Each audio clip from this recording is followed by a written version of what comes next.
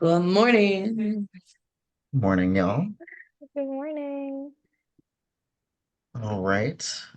So we are going to be discussing the Brainology and what was the other one called?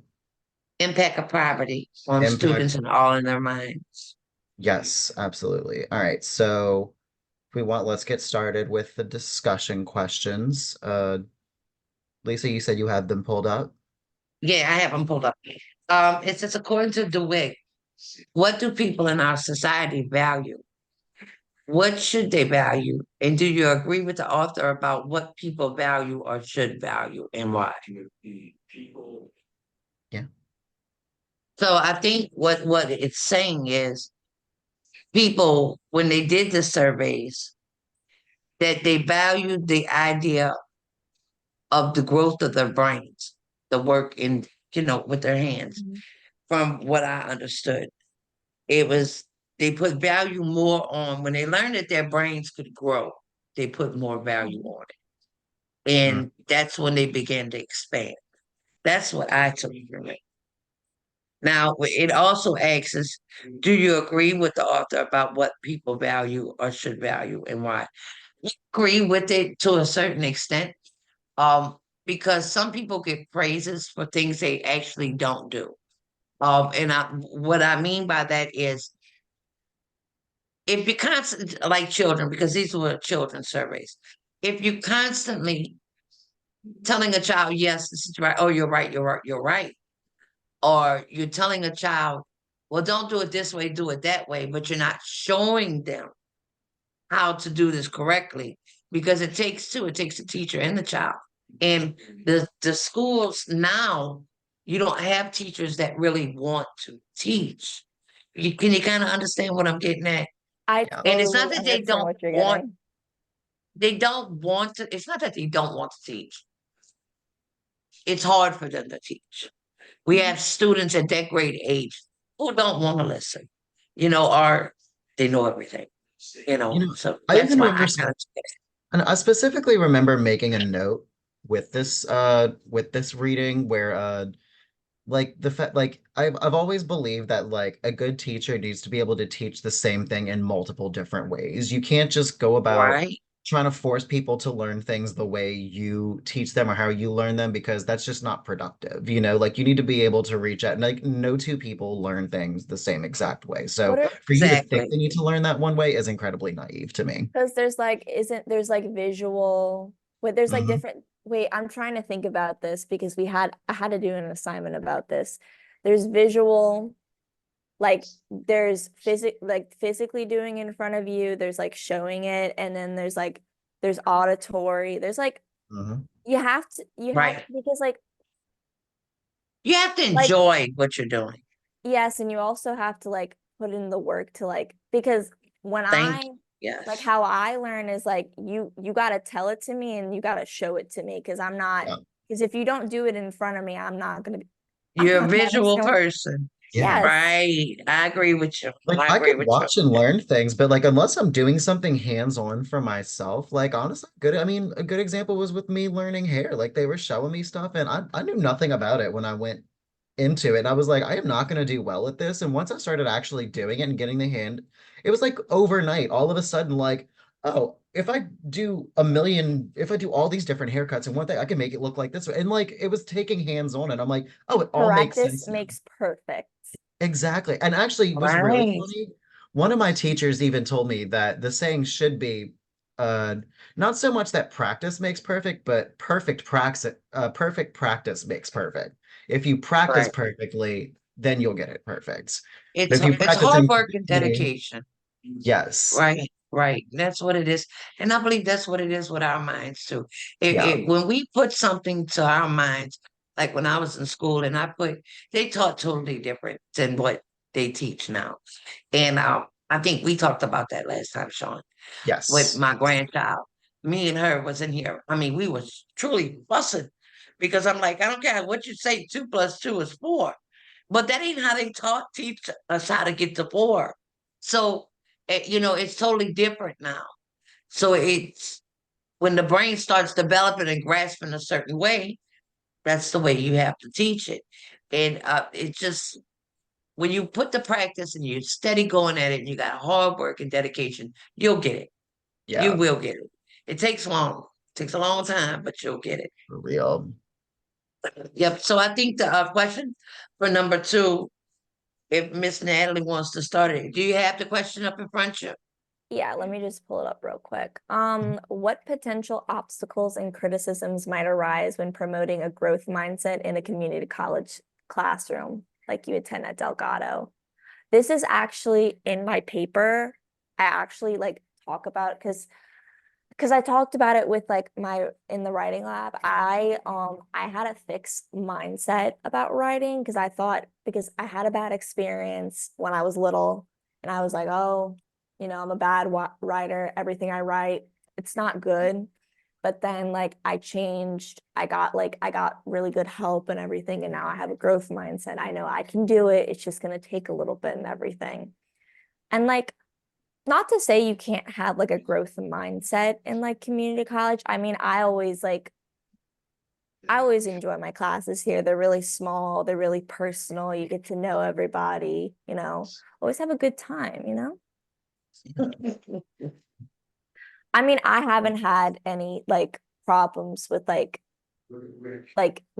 reaching out to people and meeting people here and like getting the help because I know it's here. I know it's here. You just have to like you have to find it. You gotta like Right. work your way. Like it's Oh yeah. Yeah. I'm Yeah. so I used to agree this with like you. closed off like environment, especially all the jobs I've worked or whatever, and it's very much a fend for yourself type situation. I'm trying to break that mindset really, because I'm just like, oh, you can't find help here. because like Yeah. I don't think anyone like on the staff they have like any ill intentions because they're just trying to get us ready for like graduation and Right, everything. yeah. And They're like just even yeah, like there's even been times like if I've like missed an assignment or whatever, in my mind I'm like, that's my loss. I deserve this bad grade or whatever. And everyone's just like, no, just ask them to like give you an opportunity to try again or make it up or whatever. And like everyone's been so receptive and I'm just not used to that great feedback, I'm like, oh, okay, I yeah. wish I'd have had that last semester. Oh, I had a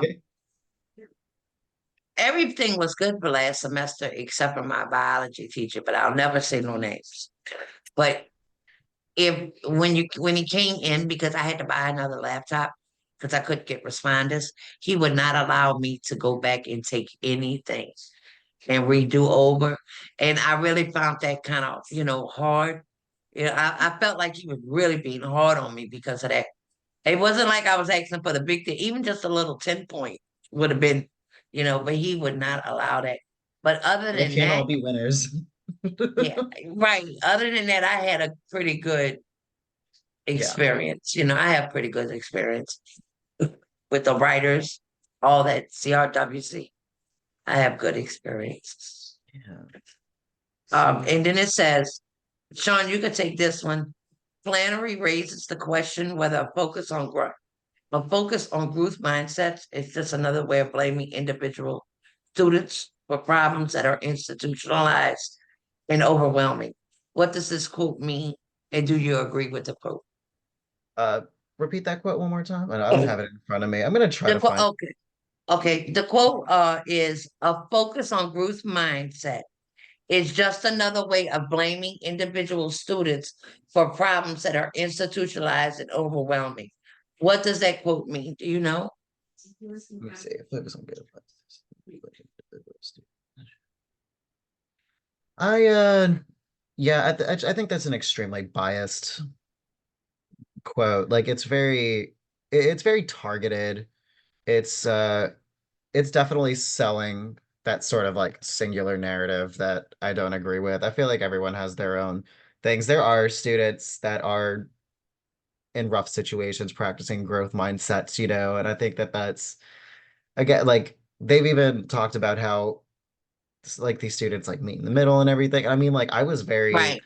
I had very rough stuff going on. Like in my own narrative, I even mentioned about Katrina having like thrown me around, like because I was 2 weeks into my freshman year of high school when Katrina happened, and I went from being like top of my class and to just being like Right, thrown around, going to four different high schools in three states, struggling to get credits together and everything. And it was right. like, I felt like I went from being a top of my class student to going to like this like really prestigious high school out in Dallas, and I was kind of made to feel like one of these impoverished students. I was always pulled aside like, "Do you need help with anything? We know you came from Louisiana and stuff." And it's like it was like it was a huge dynamic change, you know? I don't So think the system works for everyone. I don't like, no. this, like, it's not like everyone is like in different circumstances and you can't account for everyone. Hmm. Like you just it's like the schooling system, it's definitely flawed. Here's my thing. I'm not saying like, oh, it's horrible. We need to redo everything. But like, Oh yeah. It calls for some improvements though. So maybe I like a think it little was just self-reflection. I think it was just like Natalie said it a little while ago, hard work and dedication. That's what I think it is. It's Yeah. just, to improve everybody, not just the student, has to put in hard work and dedication.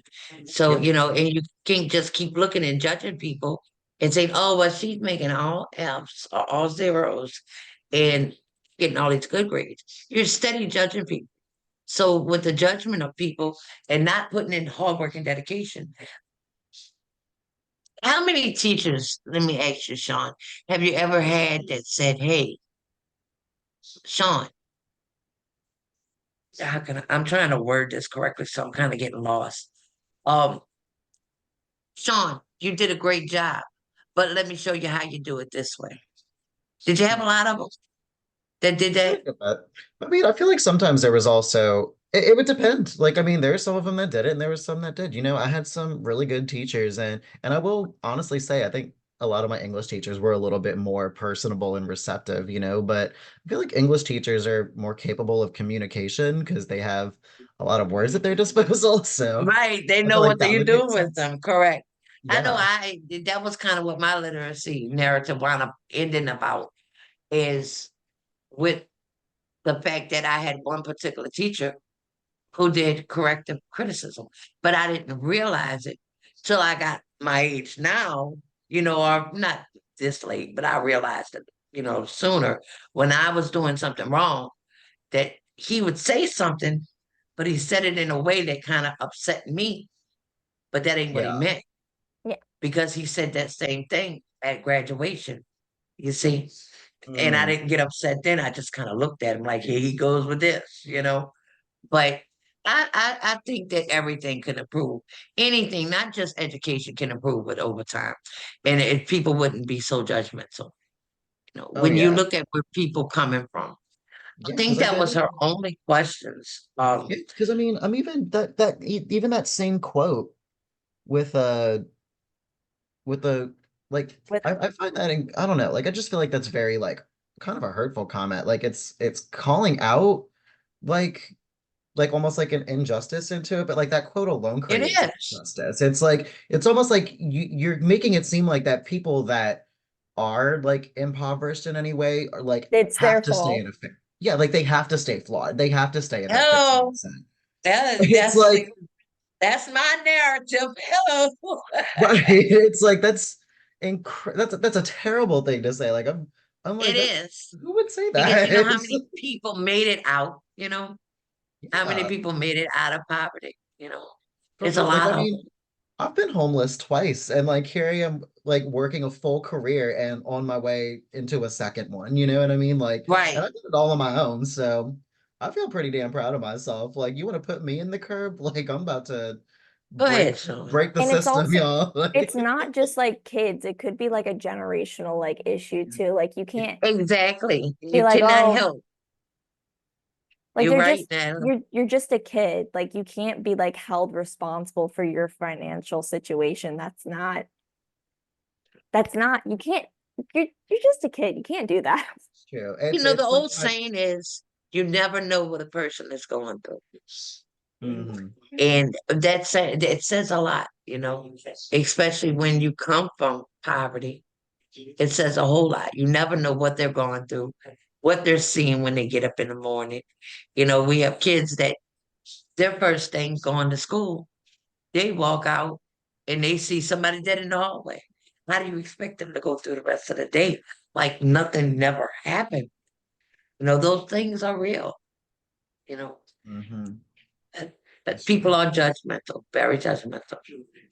Yeah, we just live in a very closed-minded world, and I find it really sad, because I go into every situation with any person, and I try not to just give them a singular narrative. You know what I mean? Like I know that You can't assume people. Wait, what's that quote? You'll make my stepmom says it all the time. You can't assume because you'll make an ass out of me and you. I'm probably saying it wrong, but like yeah, that's right on. you I mean, can't, you don't know, like you can't make assumptions on anyone like mm, anymore because it's just like it's not like not everyone is like going through the same thing. So you just Right, right, right. oh yeah. Yeah, that was one of my favorite stories that I read. Uh, the impact of poverty. It really, I took a real Brainology. I didn't really care for it. I mean, but if it was what it was, I had to do it. I didn't. It's very But researchy.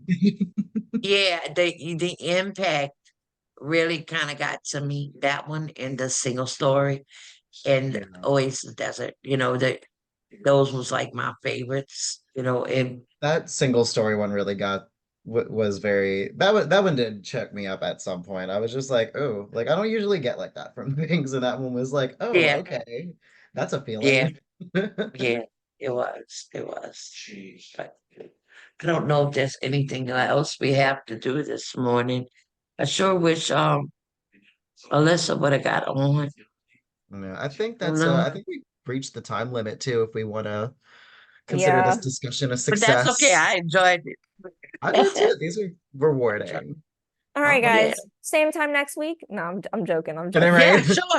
yeah, right. sure, sure.